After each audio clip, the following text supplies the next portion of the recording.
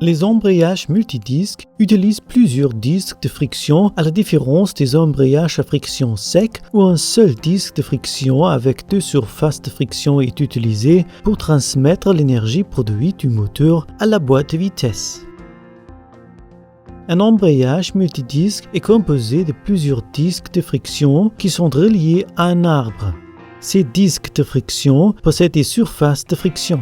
Généralement, les surfaces sont fabriquées en fibre de carbone, en bronze frité ou en graphite afin de garantir un coefficient de friction exceptionnel. Les disques en acier sont installés entre les disques de friction. En outre, les disques en acier sont fixés à l'intérieur de la cloche. L'ensemble des disques s'appelle jeu de disques d'embrayage. Nous voyons ici que les disques de friction et les disques en acier sont forcés ensemble par pression.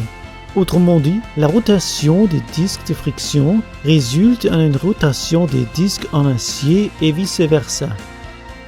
Cependant, lorsque les disques ne sont plus forcés ensemble par pression, les disques peuvent tourner l'un sur l'autre sans résultat.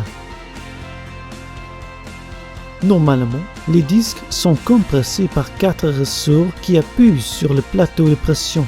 Ces plateaux de pression exercent une pression sur les disques.